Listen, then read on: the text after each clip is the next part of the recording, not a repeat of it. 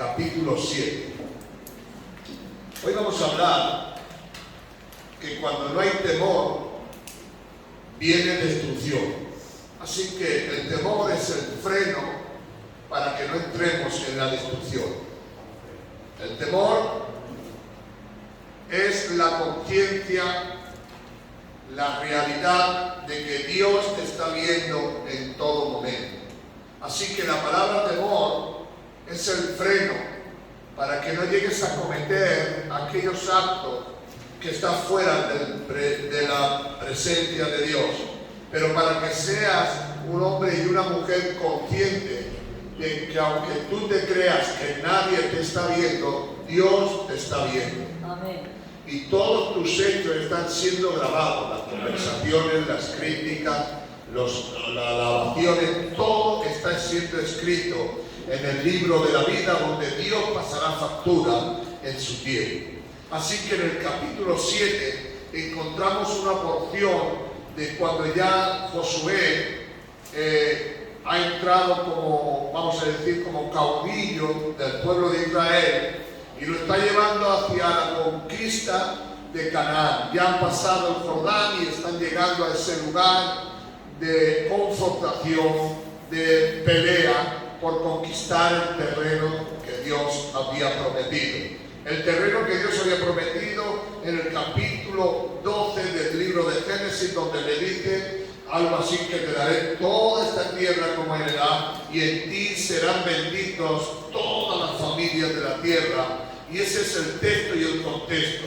Pero el no tener temor de Dios nos lleva a la destrucción de nuestras vidas. Así como ya lo tenéis en el capítulo 7 y versículo 1.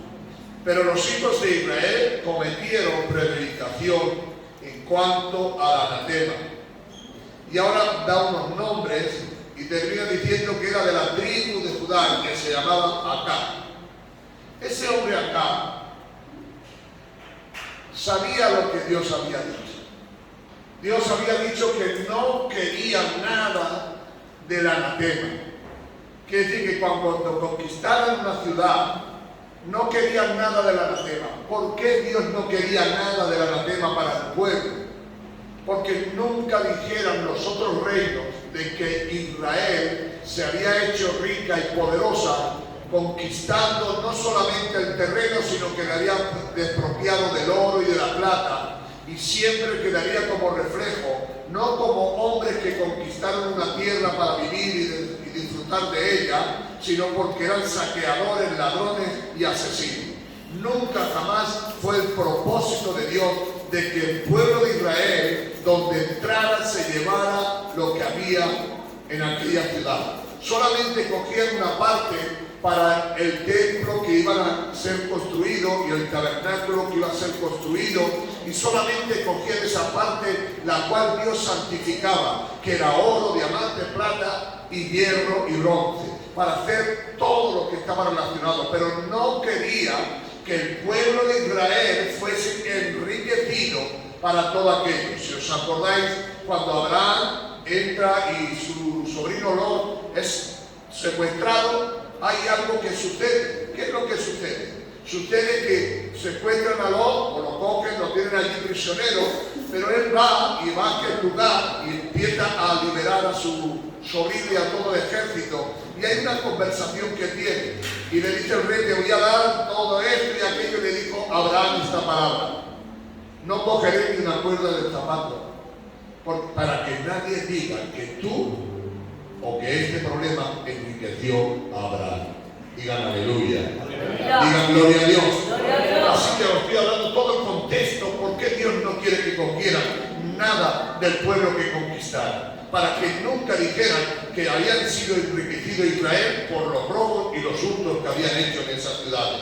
Bueno, pero Dios le dice que nadie toque, pero mirad hasta dónde. Entonces el pueblo tenía que tener ese temor de no pecar contra Dios, de no rebelarse contra lo que Dios había dicho. Había en el corazón del pueblo un sentir, tener el temor de Dios. ¿Y sabéis cuál era el temor? Ser consciente de que Dios, aunque no lo veas, Él sigue estando. Amén. No me entendí. Amén. Dios sigue estando en el mismo lugar y sigue teniendo la misma visión. Cuando usted lee la Biblia, y puede leerlo en muchos textos de la Biblia, hay textos en los cuales te dice: ¿dónde te esconderás que el ojo de Dios no te vea? Si te escondiera en la luna, Dios está en la luna; en el sol, Dios está en el sol. Si te escondiera debajo de la tierra, Dios sigue estando ahí. ¿Por qué? Porque el ojo de Dios todo lo ve. Amén. Así que no te puedes esconder del ojo de Dios. Pero hubo un hombre, este hombre acá, tomó la decisión que cuando conquistaron la tierra, llegó una, vieron un manto babilónico, vio unos lingotes, vio plata, vio riqueza, y cogiéndolo lo escondió debajo de su tienda, hizo un agujero, puso una alfombra, pero ya Dios sí lo vio, escondiendo a los ojos de los hombres, pero no al ojo de Dios. Y le quiero decir de parte de Dios: todo lo que nosotros hagamos, si no tenemos temor de Dios, haremos lo malo delante de los ojos de Dios. Así que aunque lo hizo oculto, nadie le vio, Dios le habla y Dios le sigue hablando. Y cuando usted sigue leyendo hacia adelante, verá una cosa en el capítulo 7, en el versículo 10,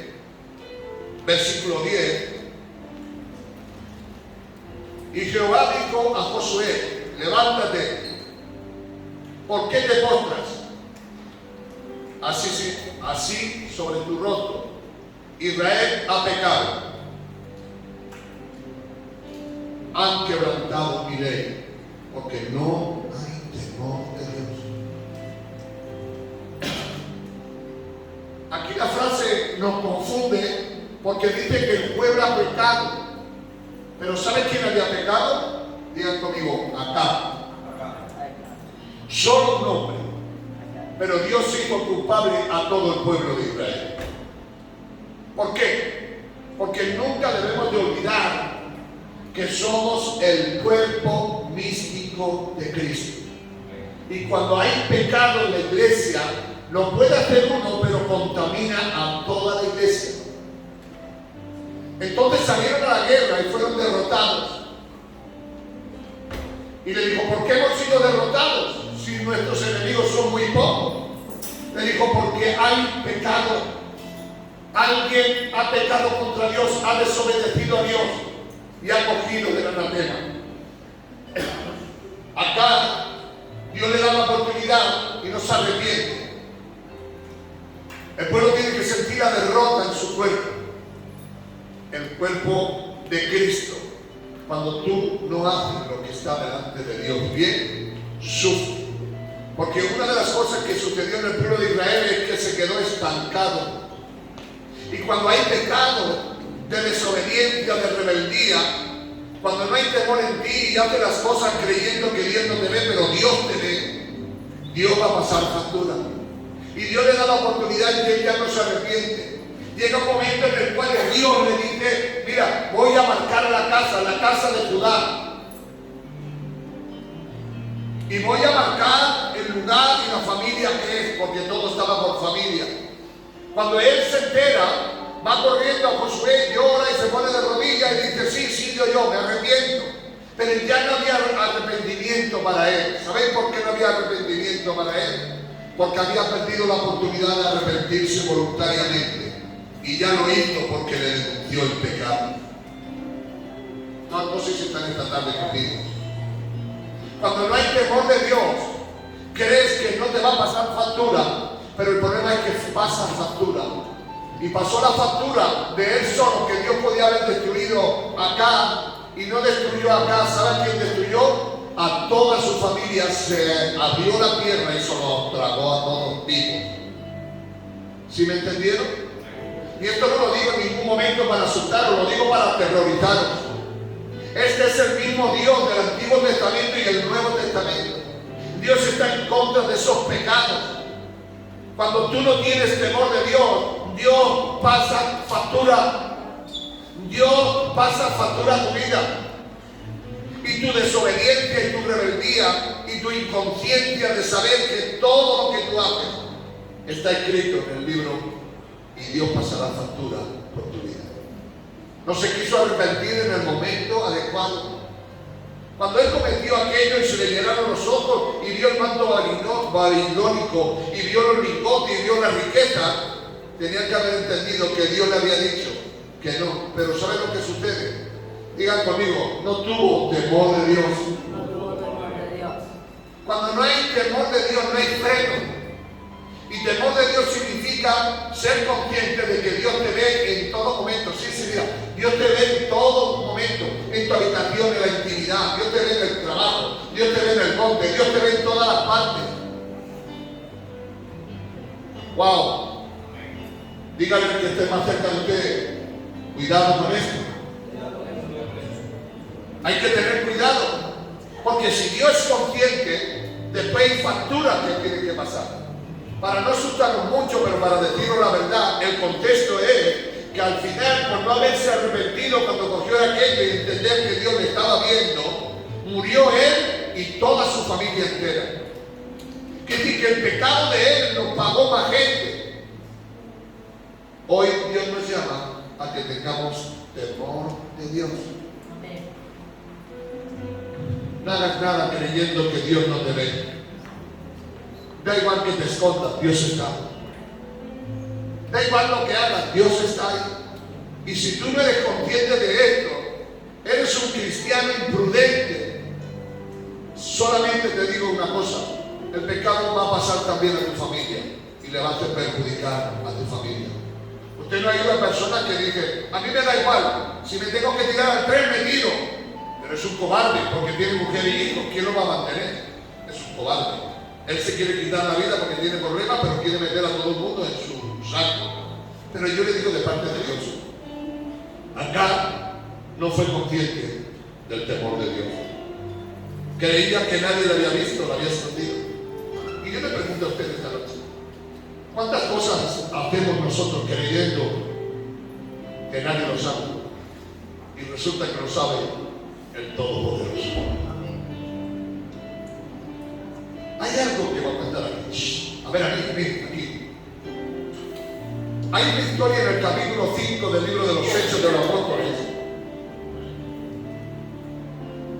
que son dos personajes que aparecen en la Biblia, pero que no tuvieron temor de Dios. El temor de Dios les frenaba.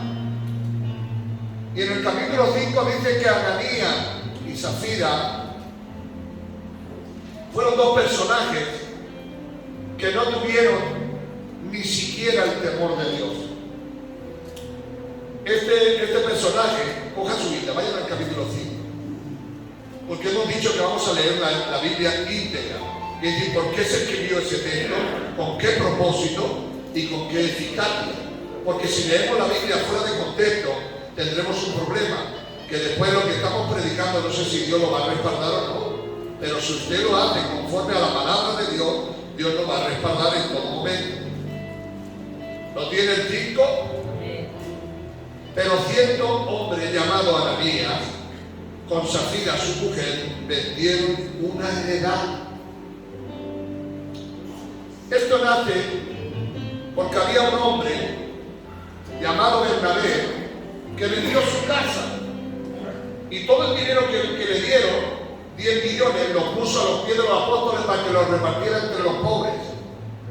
Y Bernabé cogió una fama entre los cristianos muy popular. Todo el mundo decía, un hombre que tiene amor, que tiene misericordia, un hombre que lo da todo. Entonces Ananías y Zafira tuvieron envidia y dijeron, vamos a vender una tierra que tenemos, o una casa, ahora mismo no estoy de acuerdo.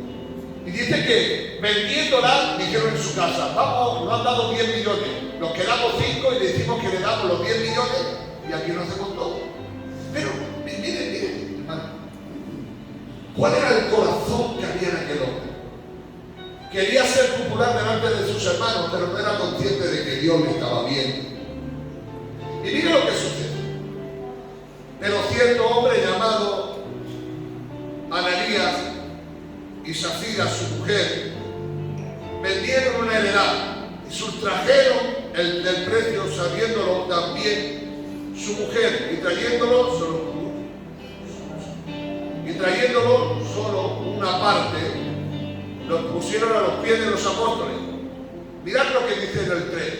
Y dijo Pedro a Ananías, ¿por qué llenó Satanás tu corazón para mentir al Espíritu Santo? Si lees más abajo en el 4 dice, no has mentido a los hombres, sino a Dios. Que decir que lo que convivieron él y su mujer en la habitación a solas, de esos 10 millones que le dieron, que por decir algo, ellos dijeron 5 para nosotros, pero decimos que hemos dado todo, para que nos alaben, para que sean importantes delante de la gente. Qué buen corazón tiene Ananías y Zafira, qué buenas personas. Si alguno quiere saber quién era Ananías, Ananías significa piadoso, un hombre que era piadoso, que tenía piedad. Y Zafira era una mujer valerosa. ¿Sabes por qué? Porque Zafira viene de la palabra del zafiro. Era algo que tenía valor, así que era una mujer de valor. Pero sin embargo, lo único que buscaba es ser alabado delante del hombre. Que la gente tuviera memoria de ellos, que la gente se acordara siempre de Ananías y Zafira como personas generosas que trajeron todo. Pero le sigue diciendo, si lo siguen leyendo, en el texto que estamos leyendo, le dijo Pedro, ¿por qué quieres mentir al Espíritu Santo? ¿Te crees que Dios no sabe lo que has hecho? Que has traído solo una parte. Le dice, mira, el dinero estaba en tu mano. Y el dinero era tuyo. Tú podías preguntarle a Dios lo que querías, pero no, querías engañar a Dios. Y a Dios no se le puede engañar. Al oír esta palabra, cayó muerto, se murió. No están aquí. No están aquí. Juanjo, Miguel, estamos aquí. Y Dios te está diciendo en esta noche que Dios te ve en todo lugar que estés. Y te está diciendo Dios que este hombre, Ananías, que era un hombre misericordioso, cayó muerto a los pies del Señor. Pero no por cualquier cosa, sino por no tener temor de Dios. Porque no fue consciente que había un Dios que le estaba viendo en la habitación donde hacía planes y propósitos con su mujer. Y quería mentir no a los hombres. No es que estaba mintiendo a Pedro, no es que estaba mintiendo a los apóstoles, es que estaba mintiendo a Dios. Dígale al que está a su lado, a Dios no le puedes mentir. A Dios no le puedes mentir. No le puedes mentir a Dios. ¿Y sabe lo que le pasó? Diga conmigo, se murió. ¿Por qué? Dios lo mató directamente. Ananías también lo mató directamente. Y también mató a Acá. Ah, pero acá está en el Antiguo Testamento. ¿Y este dónde está? Quiere decir que es el mismo Dios. Y que a Dios no le gusta eso. Y a Dios cuando no le gusta eso pasa factura. A lo mejor tú no te vas a morir físicamente, pero espiritualmente te vas a secar como un palo. Y te vas a ir muriendo día a día. Te va a pasar como en el huerto del Edén, que Adán y Eva no murieron en el instante, pero murieron espiritualmente. Los que me entiendan digan aleluya. ¡Aleluya! Los que me entiendan digan gloria a Dios. ¡Gloria a Dios!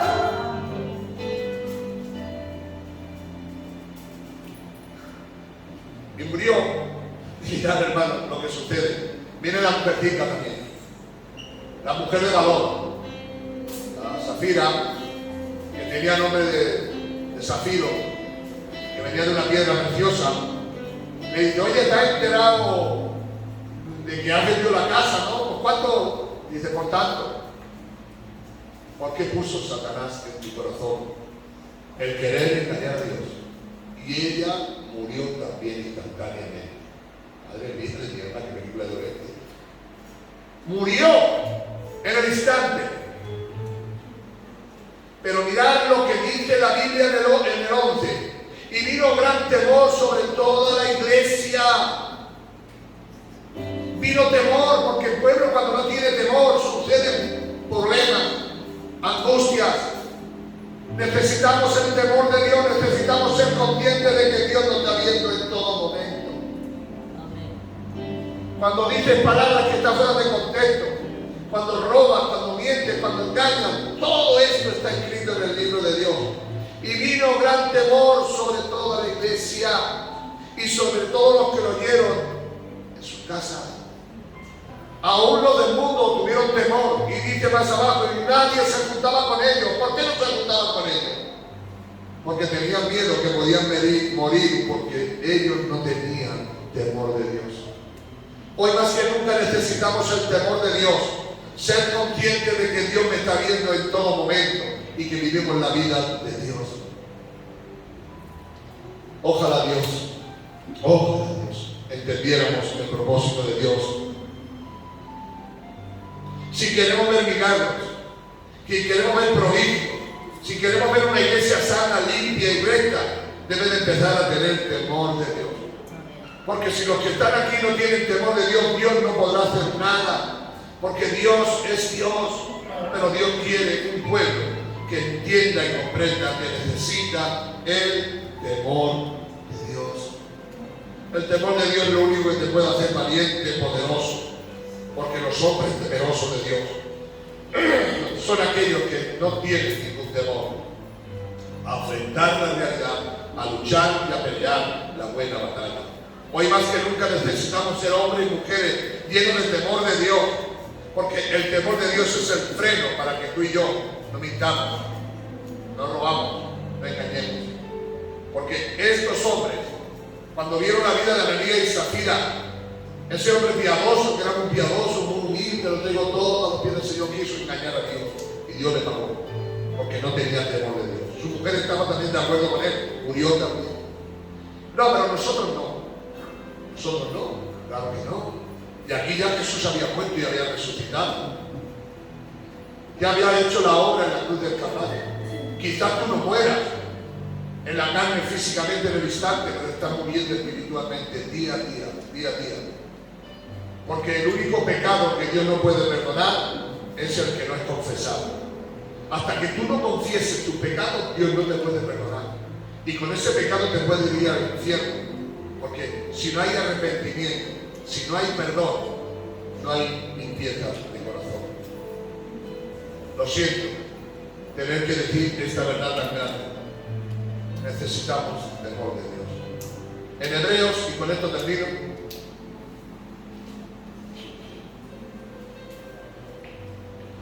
capítulo 12. Y quiero dejarlo claro que tratemos siempre de llevar la palabra de Dios entera y completa para que podamos ser de una manera o de otra bendecidos.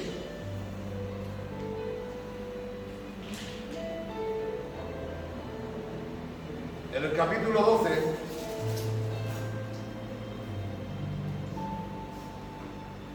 versículo 28: así que recibiendo nosotros un reino inconmovible, tengamos gratitud y mediante ello sirvamos a Dios, agradándole con temor y reverencia, porque nuestro Dios es fuego consumidor. Vamos a ver si entendemos esto. Así que nosotros, recibiendo en nosotros un reino inconmovible, es decir, que Dios no cambia, que es inconmovible, está firme ahí, que no es que hoy dice blanco y mañana negro, tengamos gratitud y mediante ella sirvamos a Dios, agradándole con temor y reverencia. ¿Por qué? Porque nuestro Dios es fuego consumidor. ¿Sí? Aleluya. Sirvamos a Dios, pero con temor y reverencia.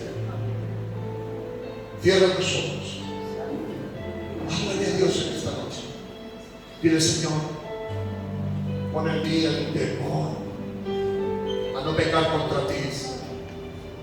Porque aunque yo creo que peco contra los hombres, estoy pecando contra Dios, como dijo Pedro a Ananías.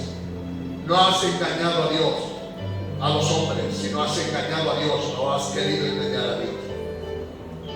Padre, en el nombre de Jesús, tu palabra que es viva y eficaz y más cortante que cualquier espada, pon en nosotros ese servicio, pero con temor, sabiendo que tú me estás viendo en todo momento y en todo lugar. Y da igual que me esconda o no me esconda, porque el ojo del Señor me va a ver.